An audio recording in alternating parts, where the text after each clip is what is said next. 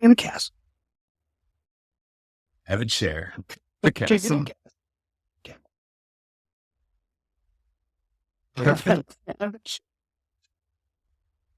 But from trying to remember Borat.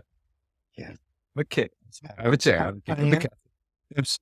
When he does the, Yeah, but don't do that.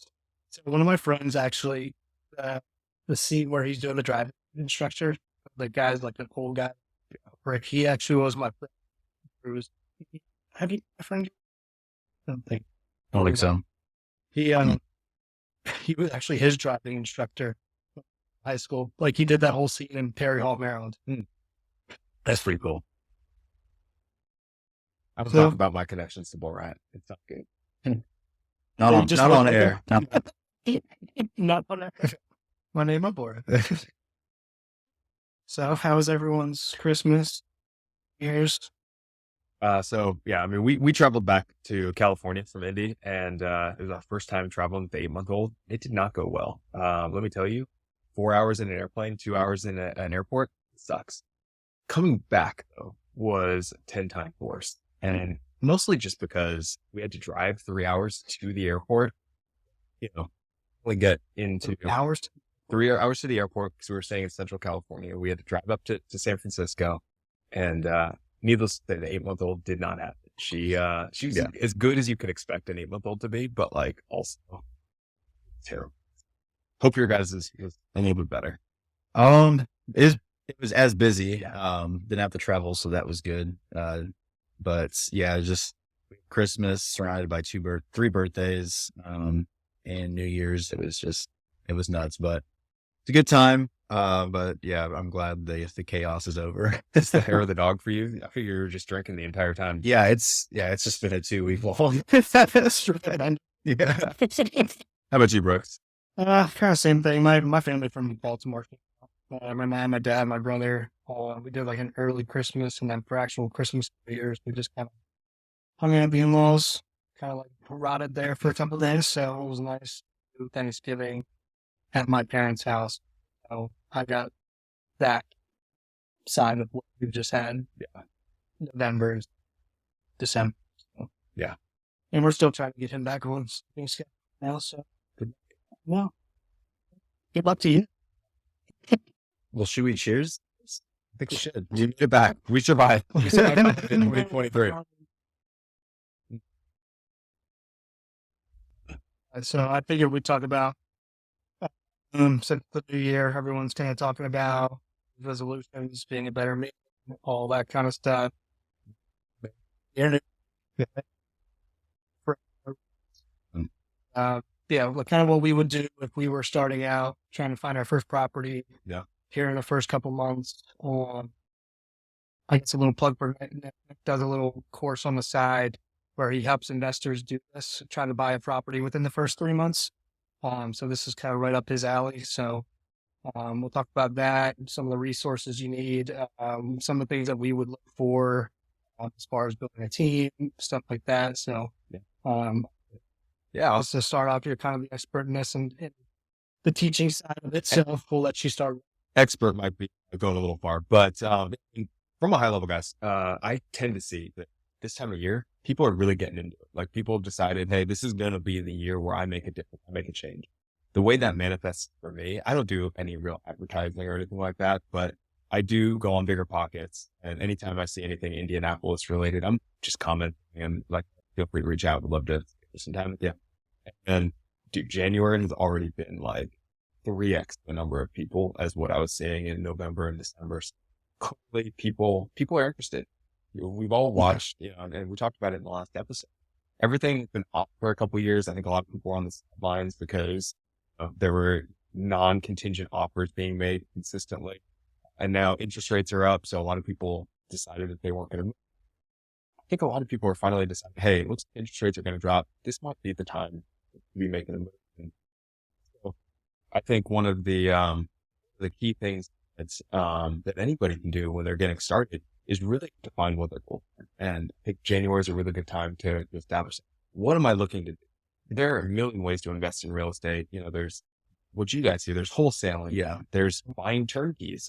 you know what? That's a really good option. It's not like, I'm going to make a ton of equity overnight, but buying a turnkey property, you're going to get something that's easy, quote unquote, easy. Right. And then the heavy lifting's been done. You don't have to deal with contractors. Contractors are the worst.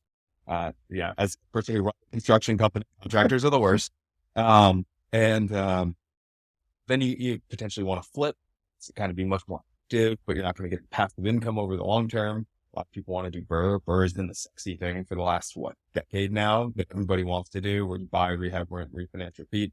But I think what's really important is before you do anything else, establish what you want to do. I mean, is that generally kind of what you guys think, or? Yeah, I think the biggest thing is, a lot of people get a lot of momentum coming to the new year, but if you got to pick one thing and stick to it. You can't do it for 3 months and then a lot of people get the shiny object syndrome because someone else is doing something different and they're successful at it. Mm-hmm. And they're like, okay, I should shift and do that. And then they're back at square one. So I think the big thing is just picking your strategy now and saying, this is what I'm doing this year.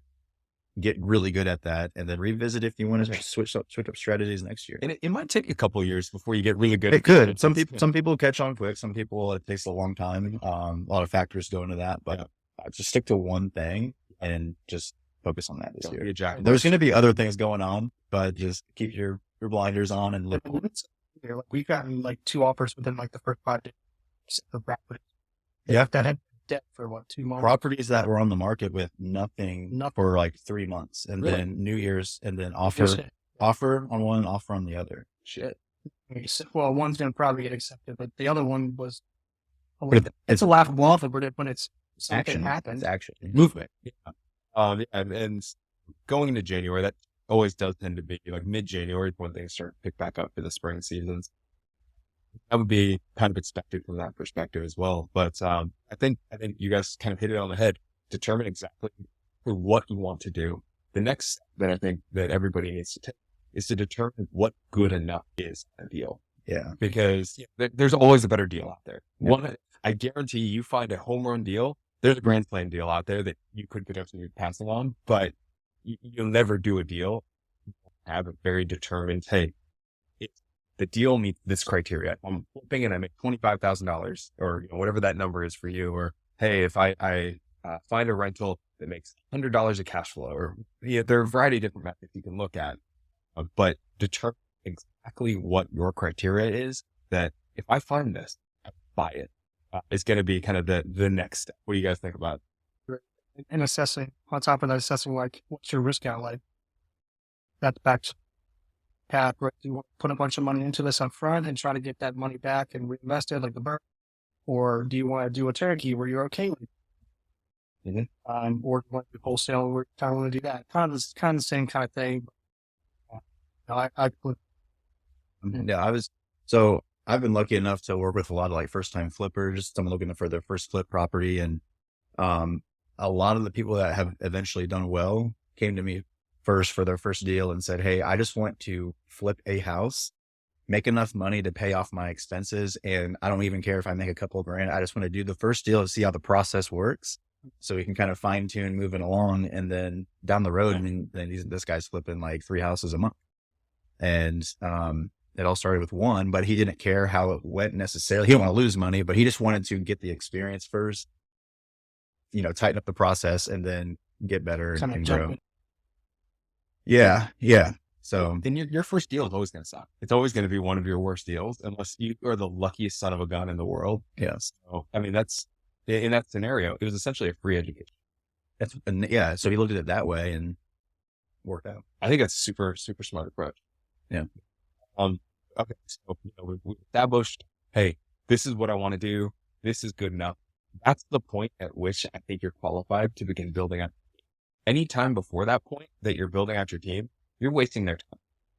The people that you're dealing with, they only get paid if you do a deal. And if you don't even know like what a deal looks like to you, then you are stealing the life force from these people and the opportunity for them to go make some money. So at that point, I think it's time to find whoever your deal partner is, that particular region that you're looking to.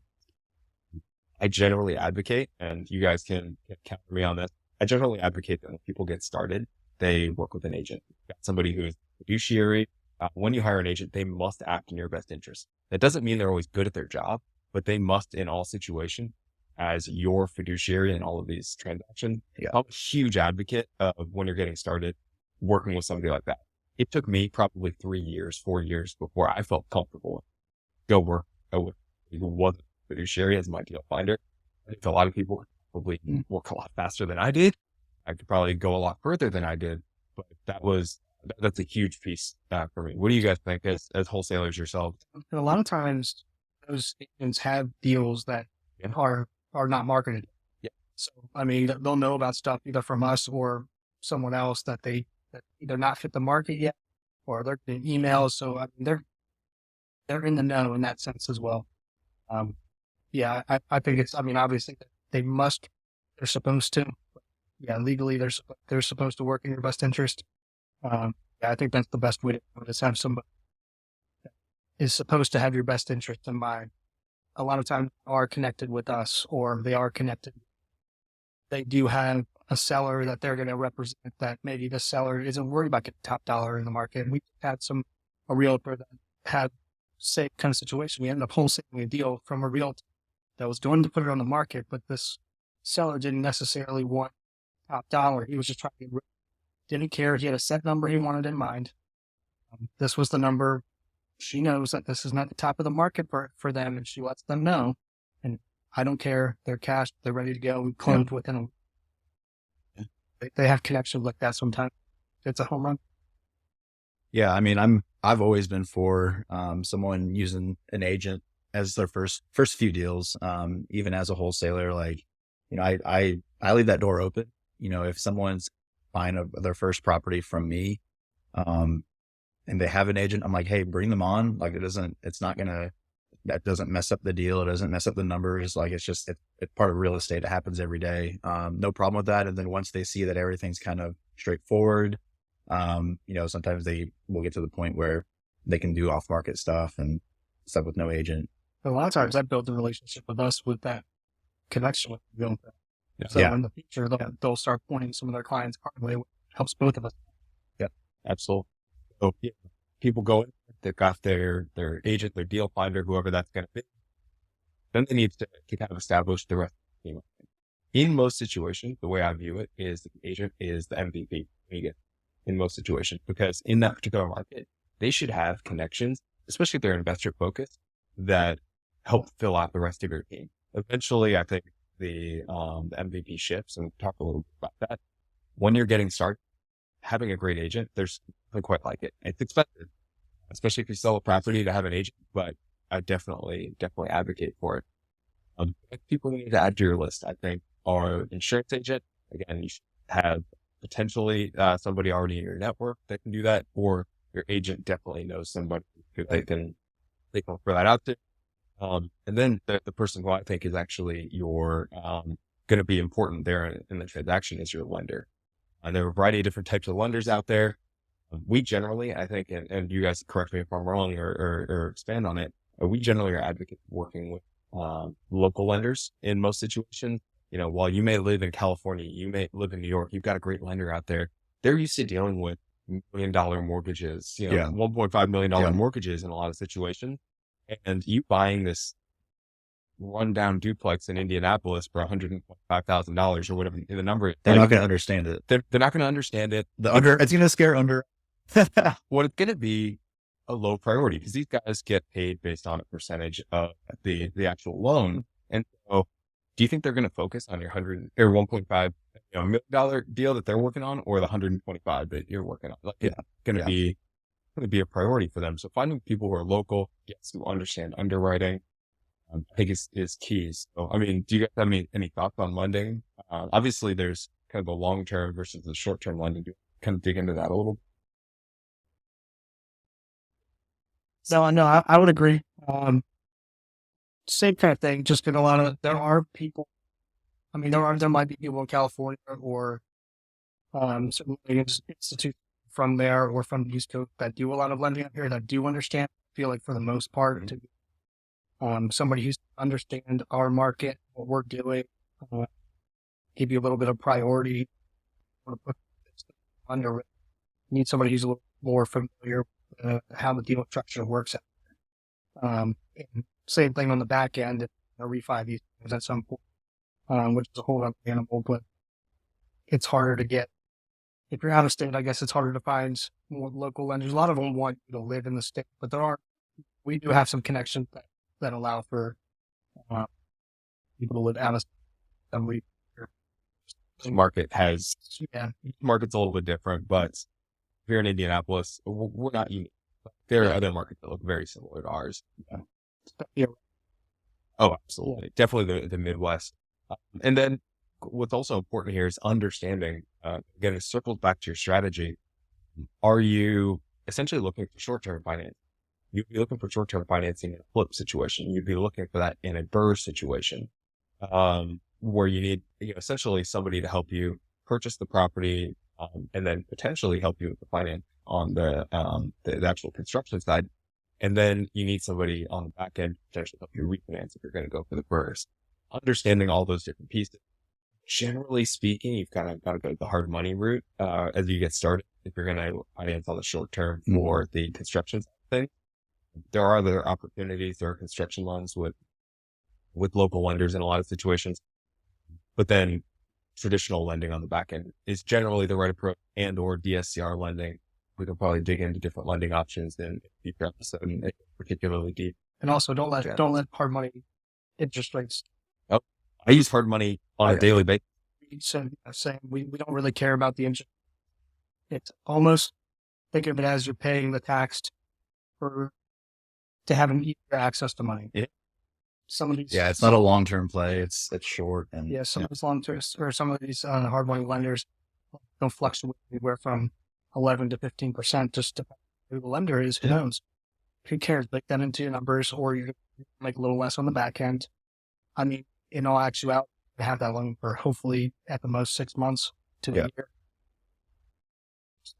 It's going to be a couple of percent there. Yeah, I would say when it comes to hard money, though, like you're too tight.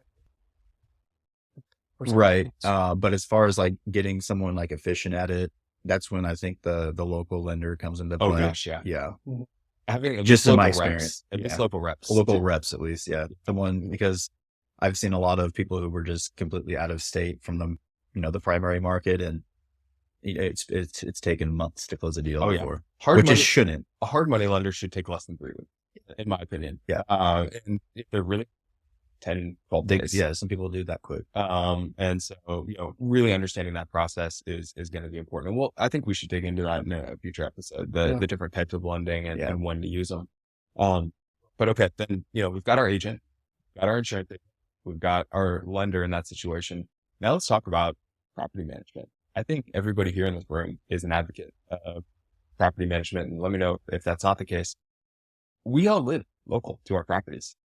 I think every single one of us is still willing to pay the 8 to 25% in some situations, depending on the type of property and the type of tenant that you're getting for property management. This person, in my opinion, shifts to your MVP once you've already purchased the property. Mm-hmm. This is the person who goes and finds you tenants, deals with repairs at the property, goes and collects rent, goes to court and actually evicts the tenant, unfortunately, when that does eventually happen. So I think finding a fantastic property management is the key to your long-term success. If you're going to be holding a property, yes, the initial purchase and rehab. Yeah. What do you guys think? I think I've seen a lot of people stop real estate investing because of those issues, because they had a property manager that just did a poor job handling those things you listed, or they had to do it themselves, right?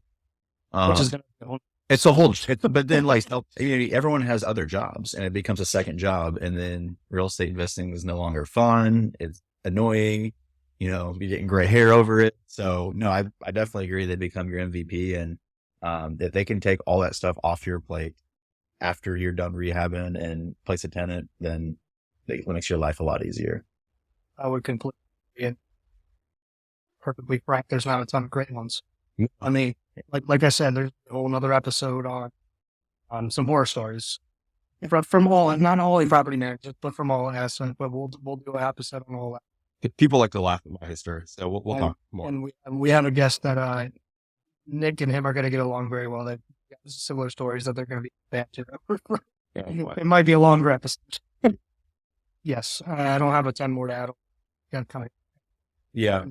So the one thing I'll say is a lot of people see like I said, 8 to 25% as a huge, and it is huge. Yeah.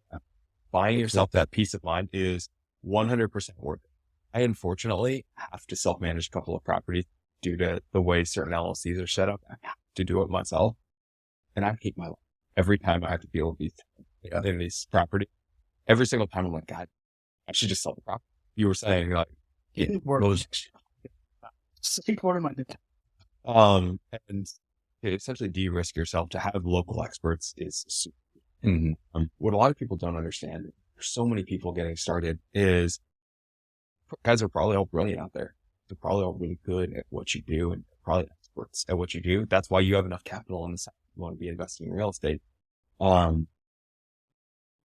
And probably in a lot of cases, at least what I've seen in a lot of cases, people devalue the local experts quite a bit. They're like, hey, yeah, you might be smarter than your agent. Yeah, you might be smarter than your property manager. Having that local expertise is super, super important. Yeah. Like, this is not a game where, it's an optimization on your computer. This is very much a people business. It's a relationship business. Understanding street by street, block by block situation is going to be super, super key to your success. Having more members of your team, huge. And not only that team, that work on top of that. Oh, absolutely. Yeah, absolutely. I think that's my outline. Do you guys have anything else that you guys would build as you're looking to get started here? Construction, obviously. Oh, would be something. Yeah, I missed that. I was waiting for you to bring that up. The obvious one for you, but like it hits a bat. Like if you're not going to be flipping house, it depends on what you're doing. doing. If you're just buying it, if you're buying turnkey, you really need you might construction services for maintenance, but that's where probably might come in. But construction, if you're flipping houses or the first check, thing like that is going to be huge, and that's another pain point or in a lot of markets, really. One of the reasons why Nick now owns a construction company is because that was for him. Man. I mean, for myself, all my stuff goes to construction because he kind of took care of my pain point as well. Probably talk on that way more than we can.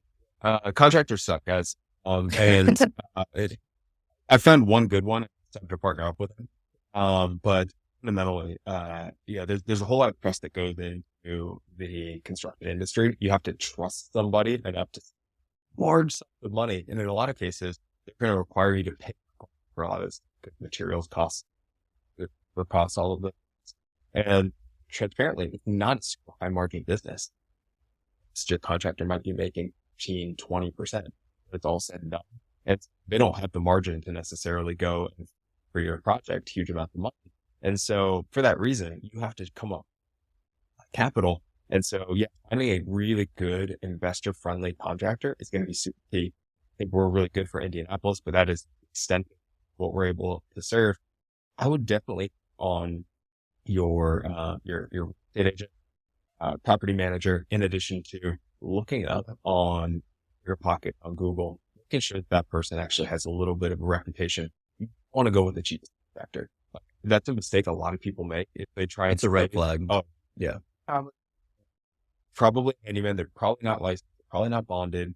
And in a lot of cases, they're probably not going to be there in a year. A lot of us are going to count on this person to warranty their work. Yeah. Borrow from other projects, borrow from your project. And it happens. So, finding a good contractor is through the reputation game. Do not go for the cheapest necessarily.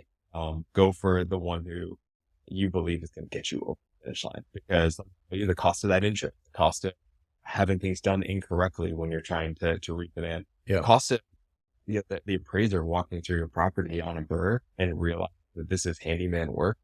What I'll tell you is a lot of these quote unquote contractors are really good at making this.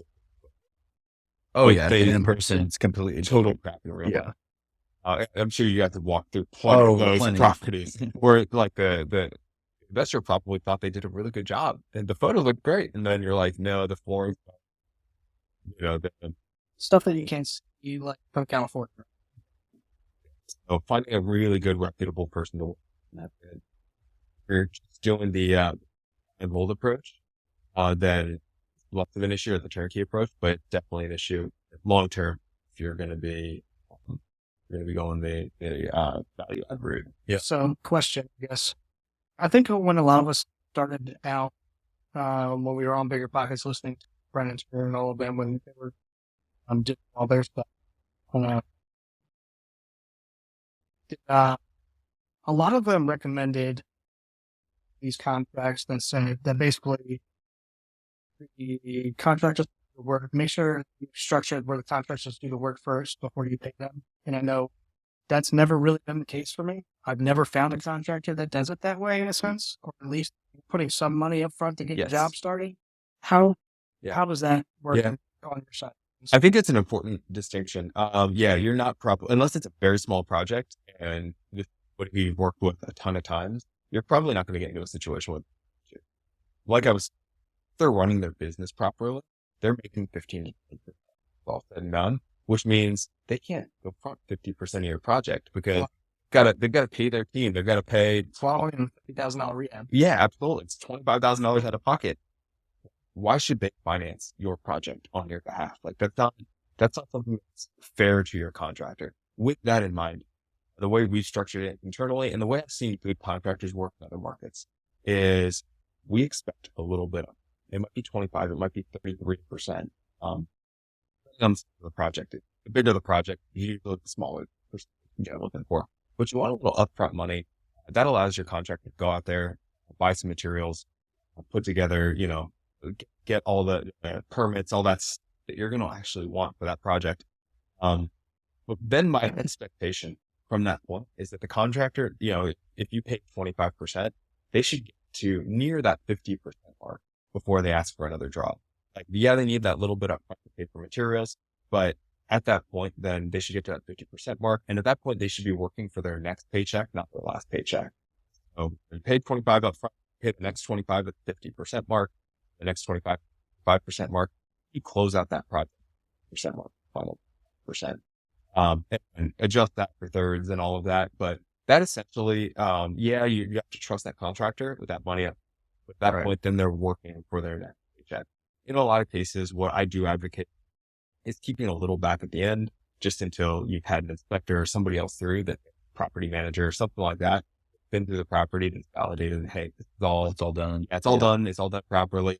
I generally advocate, I think we do a really good job. Our contractor walks through the SOW and checks things off, but get a second set of eyes on it, an unbiased set of eyes to go through before that final, just to make sure that everything's kosher. But holding money back from the contractor on the back end, what they've done their work, that's just not the right approach. Yeah, that was always something that I never understood from the beginning. That was always, I remember my first property, I was trying to close on stuff. I remember what I learned on Bigger Pockets was don't pay up front, pay when the work's done. I'm like, hey, well, you're like, I'm never going to get contractors to work for me. Nobody does this.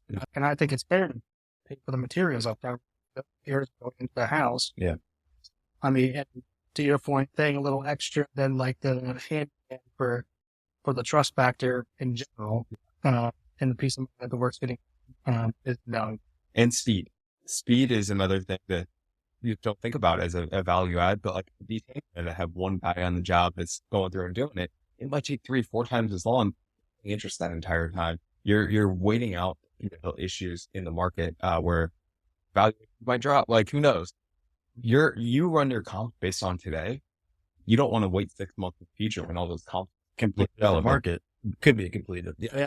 Right. No, in a lot of cases, a lot of people got bailed out if they started in 2019. Yeah, it just got better. But I think a lot of people, me included, I had some projects that I was working on in 2022 that got delayed into 2020. That's not a good place to be. 2023 was a lot tougher of a market to sell things. There's speed, make sure that they have the manpower to cover it. Always really important. And then you're also going to pay a little bit more on the back end. If you're doing a flip and you're selling this on the back end, once that inspector goes through, special report comes back, you're probably going to have to. There will always be something. Probably fix the things that are hidden. Just paying a little extra on the front end is worth back end. I'm a huge advocate of that, but I'm super biased. Just Fair enough. Fair enough.